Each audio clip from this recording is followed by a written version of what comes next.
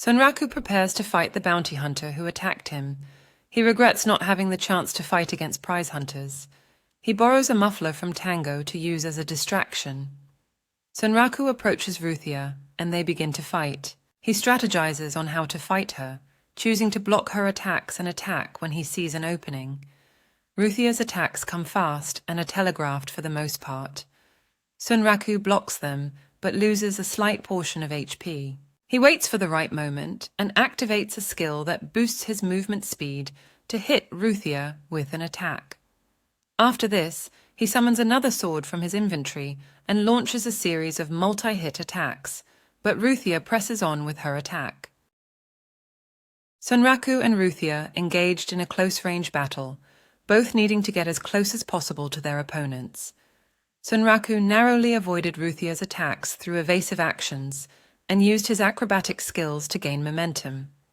After a violent exchange, there was a brief pause for both to catch their breath. Meanwhile, a mysterious player had joined the fight, impressing onlookers with their skills.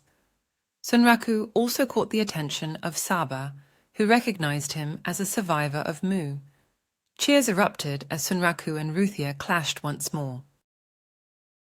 A Tonfa-wielding opponent attacks Sunraku in a game with dizzying speed and precision, leaving him at a huge disadvantage despite activating his Ryugen Fugaku ability. Watching players seem amused by the one-sided battle. Sunraku finds himself unable to go on the defense or offense without facing death. He manages to dodge some attacks and rebuild in the inventory. Retrieving new weapons infuriates because the process is slow. Sunraku strikes his opponent with a shield and punches his chest. New gloves appear, and he declares the real fight starts now. His opponent appears upset. Sunraku was frustrated that the bounty hunter was attacking him instead of its intended target, but using his skill moment sight, he accelerated his movements. However, he realized the bounty hunter was using the same skill. They exchanged blows, and Sunraku was knocked out. He was surprised to wake up and find himself still alive. The bounty hunter attacked Toru instead, killing him. The bounty hunter then threw a card at Sunraku and left, leaving Ruthia to tell him the password for cafe, Snake's Apple. Everyone was speechless, and Sunraku tried to calm them down before making his escape. The main character, Sunraku and Emul, are fleeing from the dress-up corps and are struggling to blend in with the crowd. They eventually make it to the exit of the town and head towards the Rampart Woods exploration zone. While trying to blend in, they are approached by a male player named Survival, who is an old friend from a previous game. Survival asks if Sunraku is Mu's Sanraku and sends a friend request, which Sunraku accepts. Survival agrees not to reveal Sunraku's location to the dress-up corps. There is a player on the server known as Survival, who prioritizes melee weapons and fearlessly goes against tough opponents. Sunraku's provisional armor disintegrates, costing them 900,000 mani.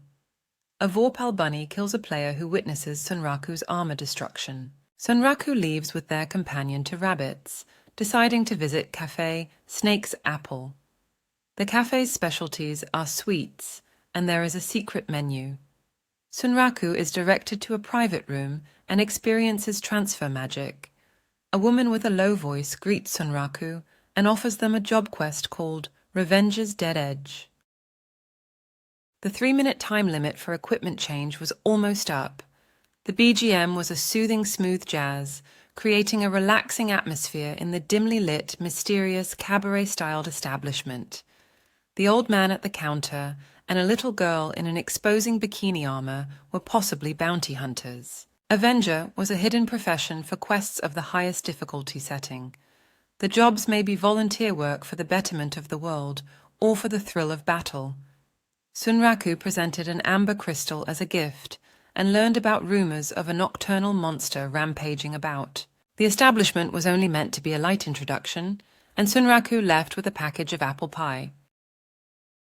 Sunraku questions whether being invited to the avatar incorporates it or if the system fails to recognize it. He wonders if there is a quest requirement for the job to get registered. Sunraku believes there will be an event accompanying it, like other professions. While contemplating his thoughts, he hears a scream coming from a woman being chased. Sunraku tries to save her, but a small child interrupts for his help in saving his little brother from a monster.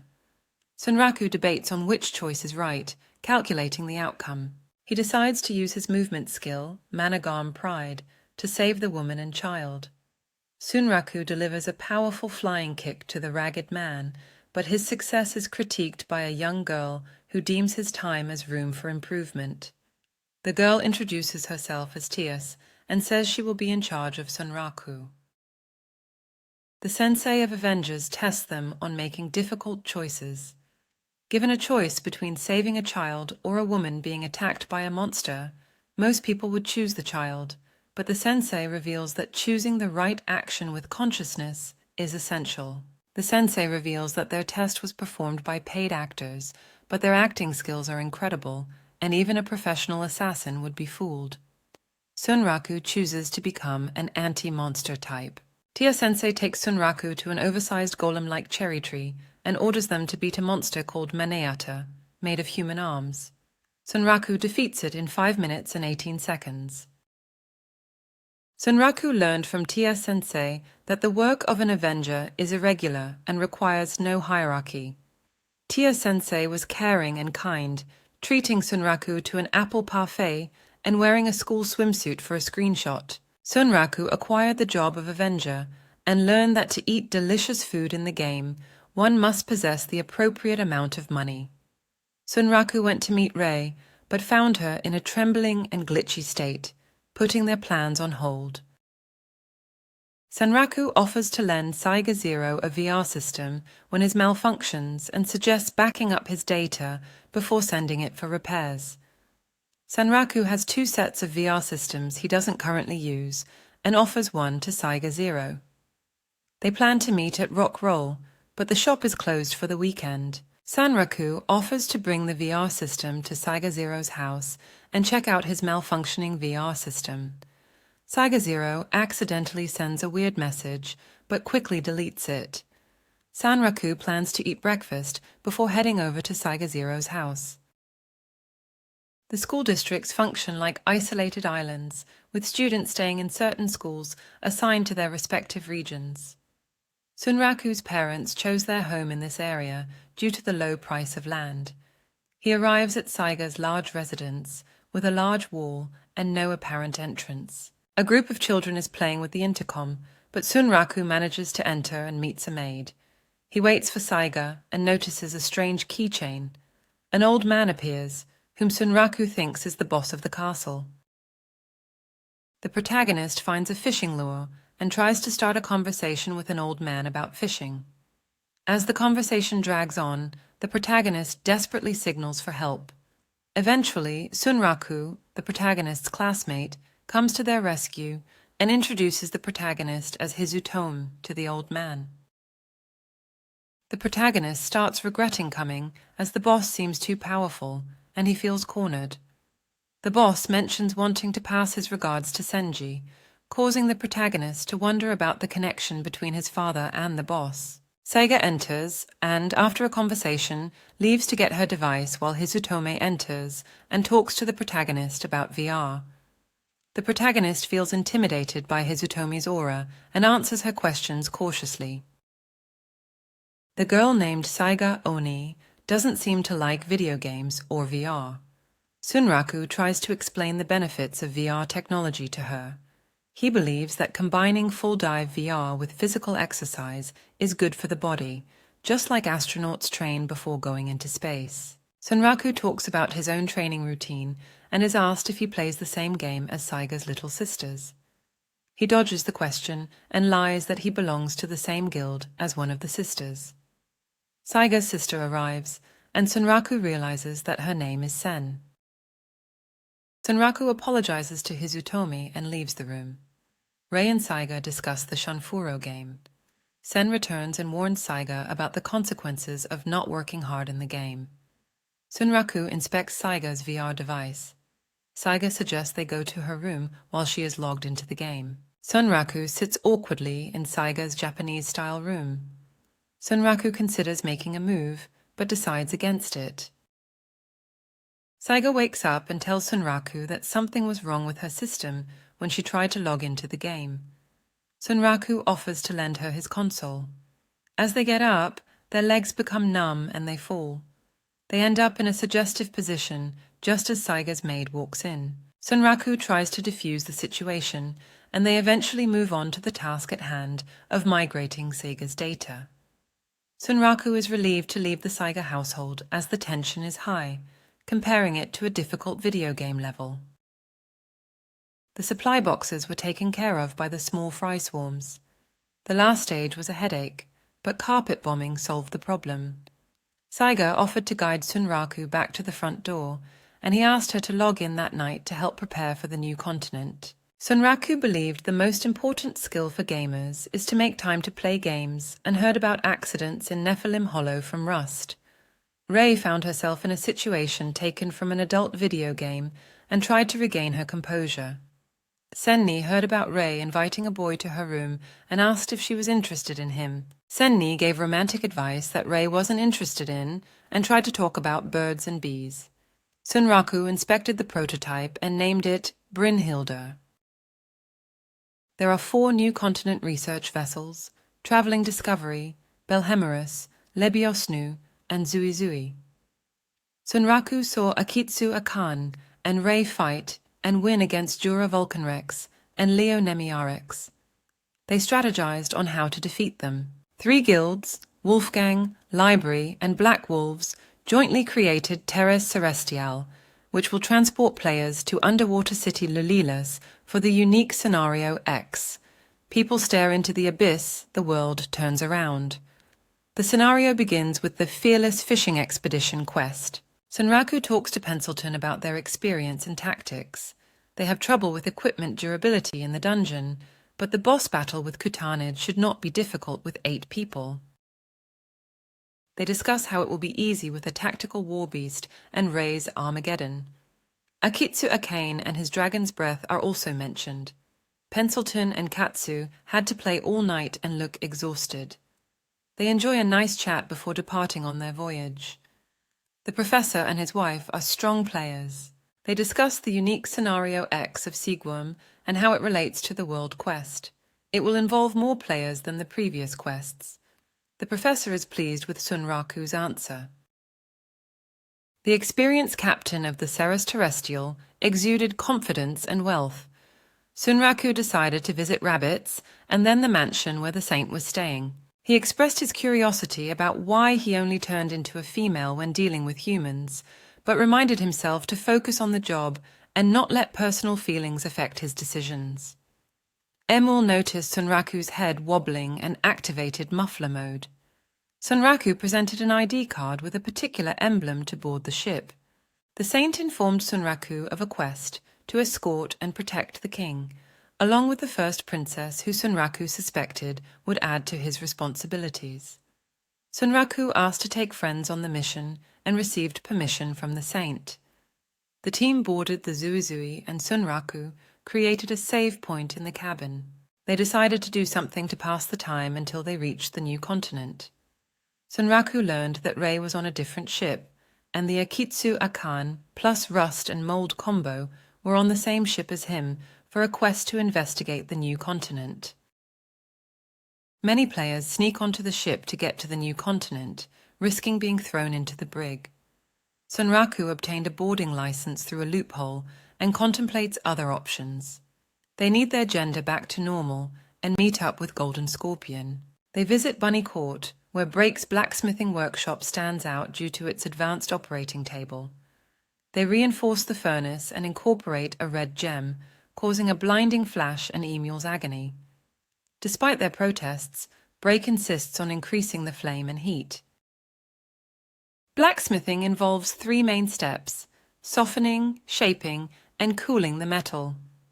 To bring Aradval back to its former glory, a different process is required. Brake increases the heat in the furnace to burn away decayed steel and refine the blade.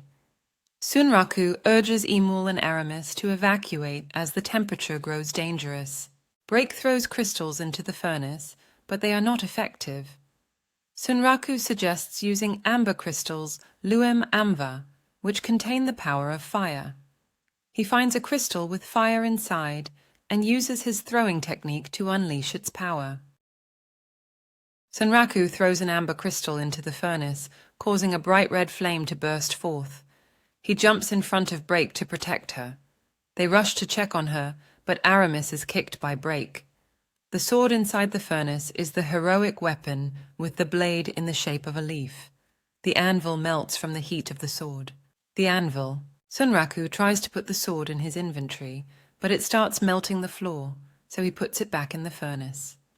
The group discusses how to handle the sword and decides to use a sheath made from materials with water affinity. They have many marine-themed materials left over to use. Sunraku's bird mask catches on fire and Break repairs it.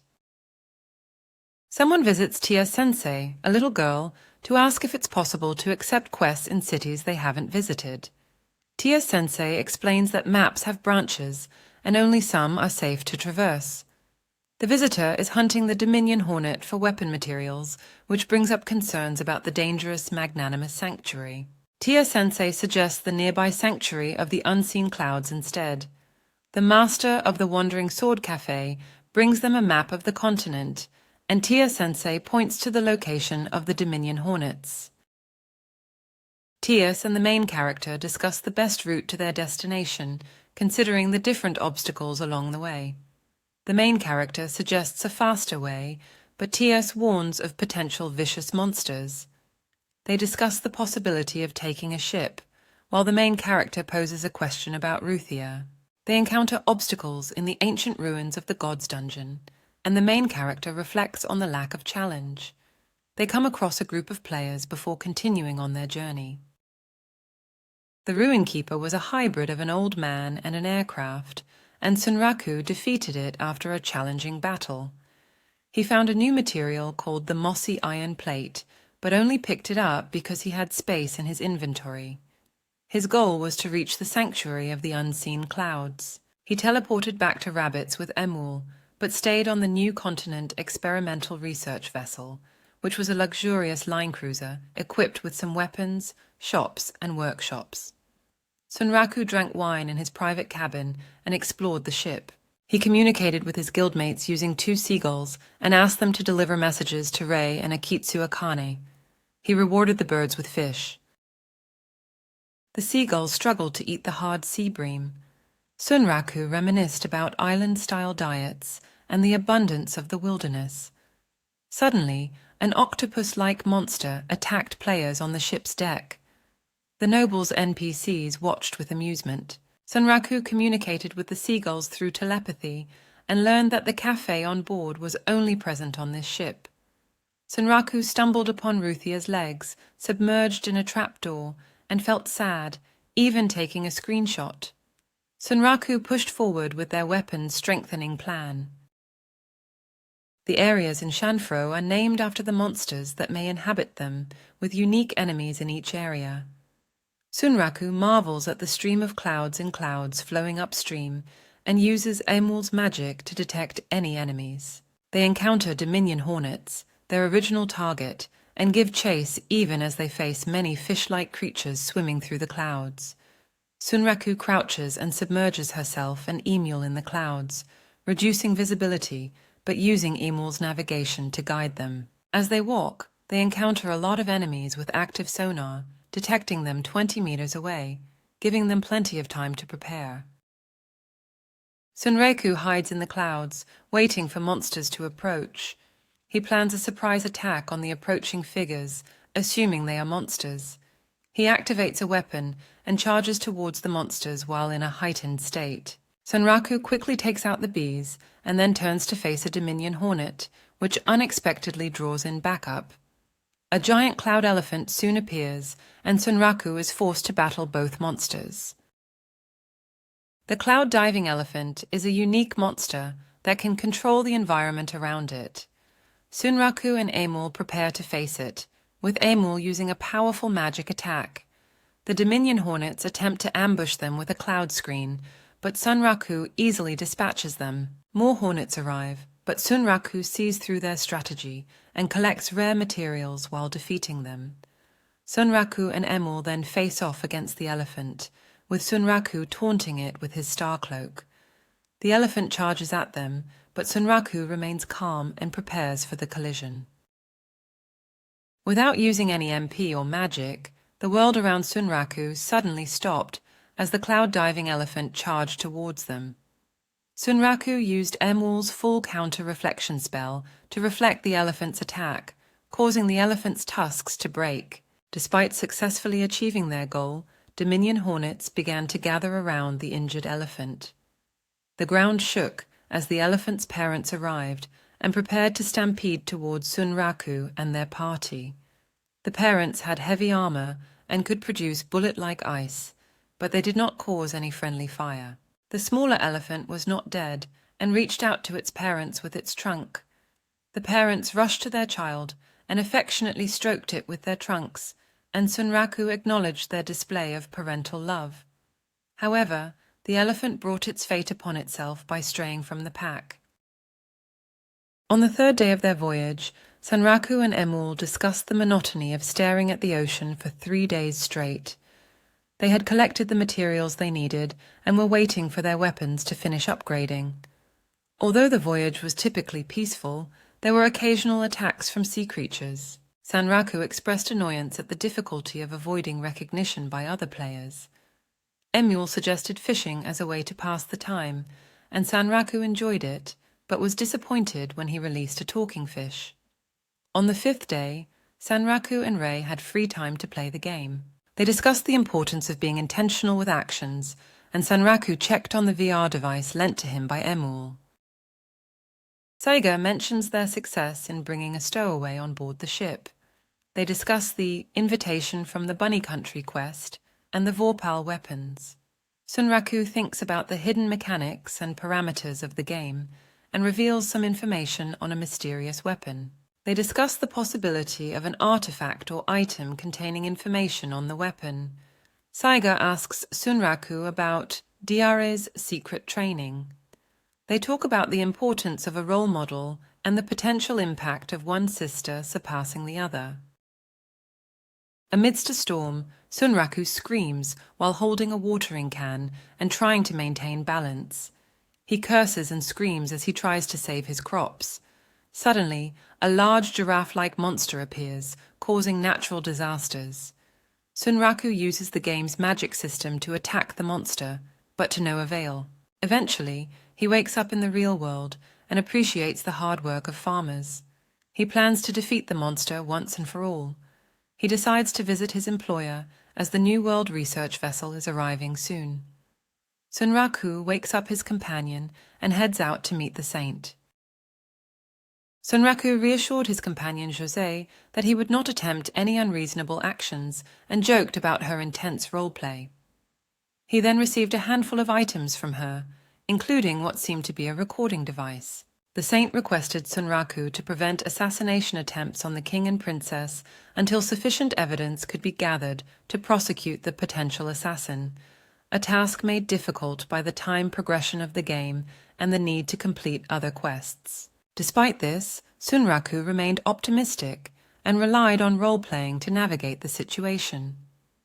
As they approached the new continent, Sunraku discussed their mission with Ruthia, a bounty hunter, and received useful information on NPCs. Throughout history, numerous individuals have made claims of prophesying the future through various means, such as fortune-telling and premonitions.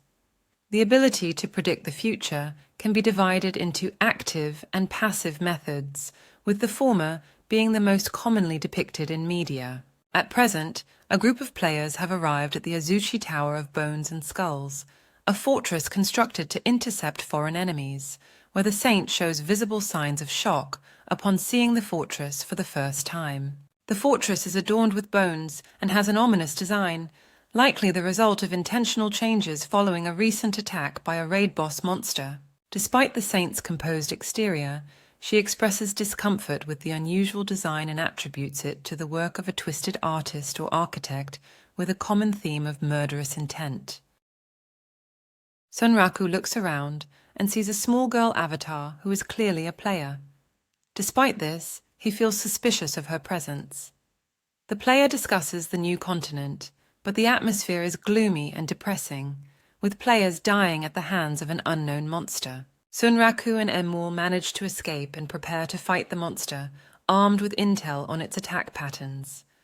They are excited for the fight, even though the reward may not be worth it.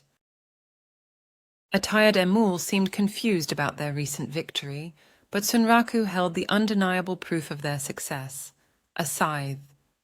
Sunraku acknowledged that their win was due to the efforts of Akitsu Akane, but was disappointed that they couldn't obtain any other drop items. The scythe, Lamentation for Black Death, Requiescat in Pace, had special rules, such as only being able to be equipped by female characters and requiring the sacrifice of all armor pieces worn. While using the scythe, recovery items couldn't be used, but killing monsters, NPCs, or players would refund HP and MP. The scythe's use also had a permanent enhancement upon defeating a monster. The story behind the scythe involved a black knight and his lover, who went on a slaughter rampage after his death. The gown and sword eventually turned into the scythe. Sunraku was angry about the weapon's restrictions and renamed it to Rip. The weapon can only be used by women and requires sacrificing all current armor, which will convert into attack power.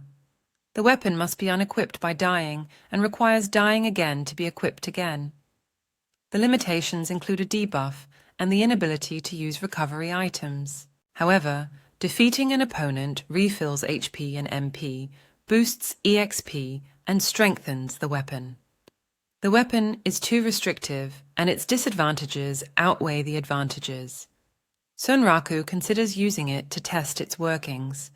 When Sunraku transforms, the equipment turns into fine dust and a creepy black gown forms. The gown is inconvenient to move in. Sunraku seeks the opinion of other players or NPCs, but NPCs cannot accompany Sunraku all the time. The main character has a great idea for a prank, using scary moves from horror games and movies to scare other players, but the prank escalates and becomes genuinely terrifying. Eventually, José and her people capture the wraith that was haunting the castle, but the main character realizes they went too far. They apologize and offer apple pie as a sign of reconciliation, but they cannot remove the mourning gown they obtained as a drop item. Some players suggest that the main character should kill themselves to get rid of the gown, but this horrifies the other players. A player ate Sunraku's apple pie and was amazed by the taste, annoying Sunraku, who used a horror game technique to scare him away. Sunraku encountered rust and mold and learned about their guild base, which was with other members doing an underwater unique scenario X quest. Sunraku compared his love for horror, role-playing to being a magical girl, and discussed finding an appropriate weapon. Sunraku was killed by a stampeding monster. Returning to rabbits, Sunraku visits Break's workshop to retrieve Aradval's sheath. The weapon has been rebuilt, resulting in a bastard sword that can be wielded one- or two-handed. Sunraku is satisfied with the weapon, though complains it's slightly heavy. He contemplates whether to invest more points in strength to handle it with one hand. Sunraku notes that restocking on ores and materials will be necessary to rebuild the weapon in the future. Sunraku tests the sword he received and is impressed with its quality. Waisash appears and admires the weapon. Break takes the sword from Sunraku before giving it back. Break hands over other newly enhanced equipment pieces before they test them out. The pickaxe is particularly strong, but Sunraku worries about the cost of enhancing his equipment. They prepare for mining with Emul's help. Sunraku faces off against a dinosaur-like monster with long, sharp claws.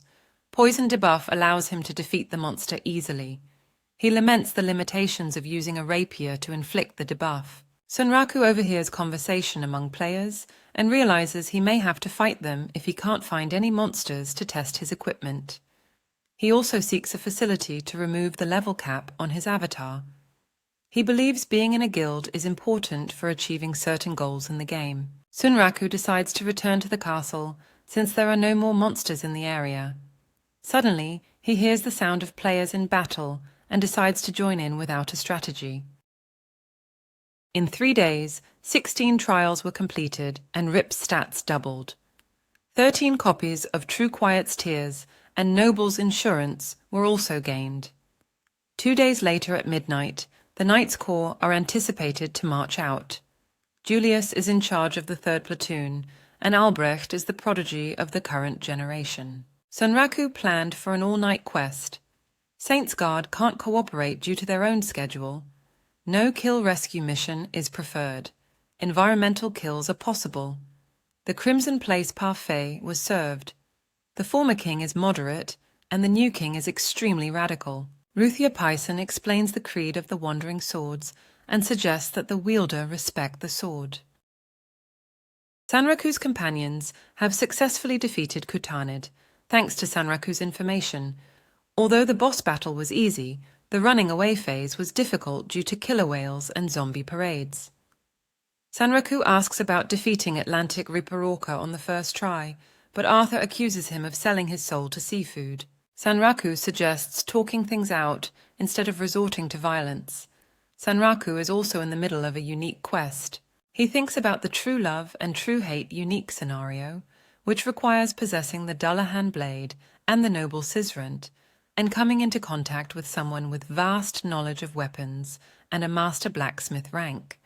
Sanraku thinks contacting the original Dullahan is a clue, so he travels to 8 Delato to find him. After 2 hours of searching, Sanraku becomes frustrated. Sunraku curses his luck as he struggles to find a way to defeat the unknown entity. He realizes that the quest involves investigating the background relationships between the parties involved, and that they are most likely human characters from the modern era. From the weapons descriptions, he learns that a tragedy occurred in the past involving a knight, a princess, and a king. It's unclear what exactly happened or how to proceed, and Sunraku feels overwhelmed. Sunraku considers betting on encountering the Dullahan again, but hesitates. He thinks of Iwamaki, who advised him to not lose himself in love. He equips the rusty iron armor set and the Holy Grail and Black Crystal. Meanwhile, Mia, a player with a short temper and fear of horror movies, is exploring the Valley of the Lost Souls with her buddy monster, Kuritaro. She encounters the skeleton wyvern and is saved by a black thunderclad monster. Mia is horrified by the monster's appearance and runs away with Kuritaro. She later has a dream about being with someone named Reiji. The narrator reflects on how lucky they were to survive a poison incident and to have met Night Prowler Lucan and obtained helpful items. They recall encountering Reiji and Mia, who directed them to a safe location. Searching for monsters, they eventually find the Dullahan and engage in battle using effective spells. The narrator prepares for the next event, reflecting on the importance of previous encounters. There are mob monsters in the area, and the Black Death Spirit reaches out its hand to the Dullahan, which responds with a sword. They continue to attack each other, and it's revealed that the Dullahan's body targets not only the necks of the living, but also those of the dead. The protagonist realizes the situation is a tragedy waiting to happen, but discovers the missing piece needs to align properly. The first princess appears, and the protagonist intends to attack her with activated skills. A ghost soldier appears, but disappears when the protagonist attacks it. The protagonist challenges all undead monsters, ready to take them on.